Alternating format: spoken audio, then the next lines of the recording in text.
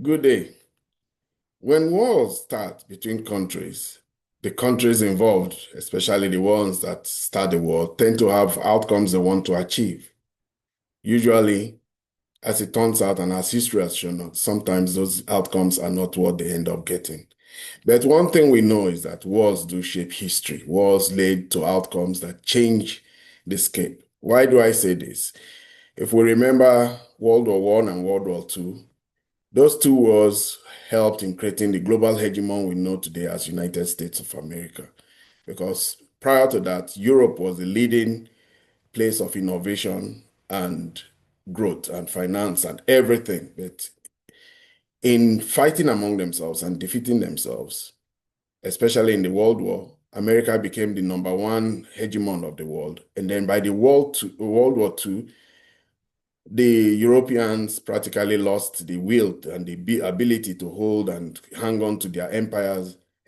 So France lost all its own the countries it controlled in Africa, just as the British also lost their empire. So what was that outcome that we really don't really know? Well, another thing I will tell you too is the Vietnam War and how it shaped current realities in the world and even the Korean War. And who would have thought that the Chinese war that led to the formation of the growth, the success of the Chinese Communist Party will lead to the reality we see on earth today. Now we have a war that has just broken off in front of all of us, the Israeli-Iran war. Israel has taken the war to Iran. It is seeking some outcomes, and we really don't know where the world is going, what this war is going to lead to. There's fear, there's uncertainty, and we really don't know how this war is going to shape the reality going forward in history. But one thing is clear. Already this war has consequences, or it has other ripple effects. First, it has it is already influencing the war in Ukraine. Secondly, it is causing disquiet in the Middle East, and also it is causing disquiet in the Balkans. And for the great powers of China and Russia, this war may change the way they engage in the modern day world. Welcome to my channel, Ebima Amungo's Perspective on Global Affairs. If you're new to this channel, please subscribe. And if you have any ideas about what I put out today, please place them in the comment section. Like and share. The Ukraine war is already just a few days old, and already we are beginning to see that it is causing worries and disquiet among its neighbors and even among countries that are not particularly neighbors of Iran and Israel. Ukraine already has an ongoing war, and Ukraine has an interest in continued NATO support and American support. It is by that support that they have managed to survive the onslaught of the Russians for the past 3 years. And while the NATO and Ukraine went out to fight against Russian aggression, as they called it, nobody thought that despite several rounds of sanctions and despite so much military equipment to the Ukrainians, that the Russians would come out stronger, both economically and militarily now. So now that's an outcome NATO didn't want, and that's an outcome that may have influenced America looking away and saying, this is a lost war. We can't be hanging around it. It's a European project.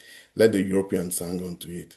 Nevertheless, the current war now in Iran between the current war between Israel and Iran is already making the Ukrainians to be worried.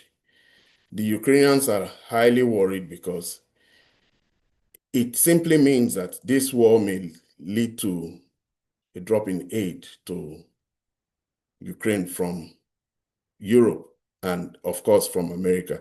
In the first instance, we saw how, prior to the war, Zelensky complained that 21,000 missiles that were supposed to be for anti-drone missiles had already been sent to Ukraine, to Israel.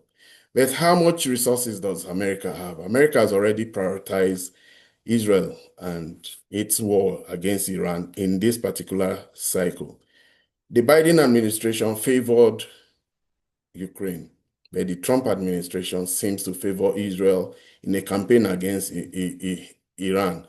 And we know, if you know anything about economics, you know that resources are not limitless. And Trump administration has said it clearly that their resources for, as America, the largest supporter of the ongoing Ukrainian war, does not have the resources to prosecute war and give support to the Ukrainians. Now, also, let's look at how this is also affecting the realities in the Balkans. For those countries that border Russia, they worry a lot about the fact that Russia may look come bearing down on them. Russia already is building up its military, increasing its military buildup around the periphery of the Balkans.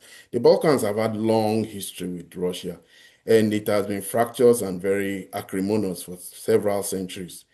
When they joined NATO, some people warned that this is a country these are countries that are just going to bring NATO into conflict without bringing so much value to NATO because these are small countries. These are countries, 2 million, 3 million, 4 million people without significant resources, but they have a history of conflict with Russia. In fact, Finland recently became the latest Baltic country to join NATO, and Finland participated in so many wars against Russia, and they have this history that is long running. And when you look to this reality, now that this war is going on in Israel, and the fact that for the Balkans, they have an interest in making sure that Russia is not able to win the Ukraine war, but it doesn't look likely. And so recently, the president of Lithuania was also shouting that, look, this war now is going to benefit Russia because it's going to give Russians increased access to capital. They will make more money from oil prices that may go up because of the conflict. So Lithuania's president is already saying that Russia is going to get more powerful, and already Russia is already winning the war front. That is a fact we all know. And so for them now, Russia getting more money will go against all the attempts to sanction Russia and destroy Russia's economy. We know that Kaja Kallas, former Prime Minister of Estonia and now the Foreign Minister of EU, has already said that, yeah, she had mentioned in many forums that she prefers an outcome where NATO defeats Russia and breaks up Russia. But that doesn't seem they're far away from it. So this Iran-Israel war is one reality that is giving them disquiet. But even then, let's look at Iran and the Iran's immediate neighbor, the immediate neighbors of Iran and Israel within the Gulf region. The Gulf is populated by a lot of countries doing so well now economically who prefer not to have conflict within their region. And these countries, unfortunately or fortunately, they've had a long history of monarchical rule. Now, these monarchs of Saudi Arabia, Qatar, Bahrain, and Kuwait, they worry that an escalation, especially as Iran keeps putting out threats that they could possibly hit the oil facilities of these countries if they help countries against them. Like America has bases in all these countries, and Iran has threatened repeatedly that any country that supports Iran, the American effort to take part in the war, they will go after their economic assets, especially refineries and oil fields. So they are worried, especially since some of these countries are fragile. They have populations or that are bigger than them, that are very vast, and there's disquiet within those populations, but they hold them down through their own means of population control. So there's worry, and it is for that reason that the the prince of Saudi Arabia and the sultans of Bahrain and Qatar, are all the emirs of Qatar, they are all reaching out to President Trump to try and get him to find a way to reduce this, hold reign in Israel. But Israel has gone out, and Israel is set on its attack and its war aims of degrading and destroying the ability of Iran to attack them. But if we look through history, it's not usually the aggressor who wins. It's not because you can go in and create so much bluster and create so much destabilization that you always end up winning. We can look to the American attack on the Taliban in in Afghanistan, and even the attack and the regime change carried out in Iraq. The consequence were just not the outcomes that the Americans ever envisaged. Because when they took out Saddam Hussein, there was destabilization to the point where the Shia community that had been oppressed by Saddam Hussein, now were the leaders of Ukraine, of Iraq, and got closer relationship with Iran, which was not an outcome that they wanted. They wanted an outcome where Iran and Iraq continue to fight, but the regime of Saddam Hussein would have been replaced. But rather, the regime we have now in Iraq is much closer to Iran. And even though they are not taking part in it, and even though their airspace is being overflown and being abused severally as Iran carries out its campaign, there are other ways that they can help the Iranian people that if the war goes on to be a very long war.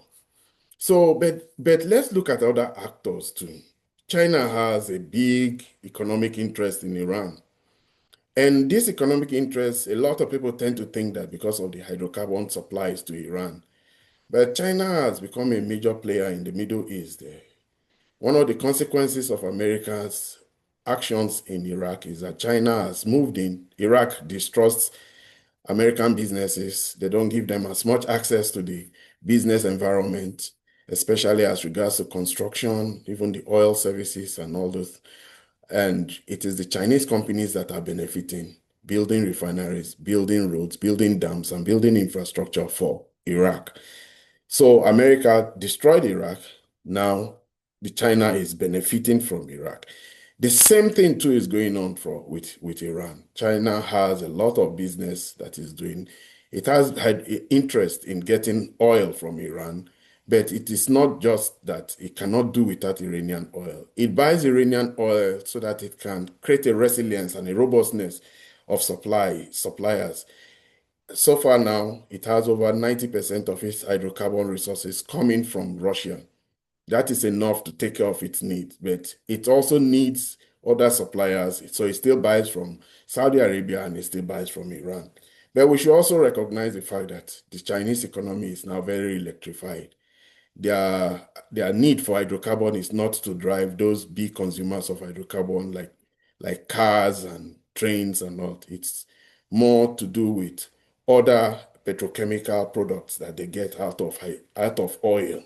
So because they are the biggest producers of oil, renewable energy from sun, from nuclear, from wind. No country comes close. They are by far now producing more energy from their solar plants than they're even getting from their coal. And they already have coal. They are replacing their own coal with this new renewable energy. So the robustness and the need to increase their access to oil is the reason why they have this engagement too. But they understand that taking out Iran is an affront on BRICS.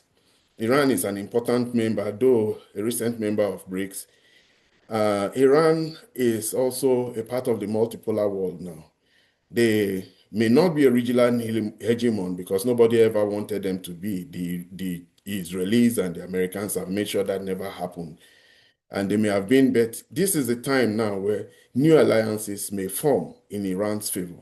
We see a situation where Pakistan has said repeatedly, and Pakistan does share a border with Iran, that they would be involved in this war if it escalates. When you look at the distance between Iran and Israel, you just know that Israel is not going to be able to run a war with this. This is not Lebanon where they could move in land troops. It will just not be possible. And it is so logistically hard and challenging that even though they may continue their operations for now, it cannot be sustainable for in the long term. In fact, time is not on Israel's side. And if Israel is not able to achieve its major objectives, which from what analysts have said is regime change and destruction of the nuclear enrichment facilities of Iran, then they may just have to let go and let. But this is what this war is going to do to Iran. It's going to harden Iran's stance. And already we are hearing of situations where there's call now within the Iranian community and populace that they should acquire the nuclear bomb. Now already Pakistan is saying we will do that. And there will be greater integration and greater maybe covert between the neighboring countries of Iran, like Turkmenistan and all these other countries, who may come and play much more the covert role, because these countries still are within the Eurasia, and they find that peace and stability within that Eurasia is more important to them, despite some differences they may have. These are countries like Kazakhstan, Azerbaijan, they all have their issues and their disagreements, but ultimately they found a way to get peace, and peace is helping them in growing. Iran's case now may become contagion that will spread to them, and may be in their best interest to help Iran to survive this so that they can get back to trade. But whatever the realities that time is going to bring and show us, we really don't know.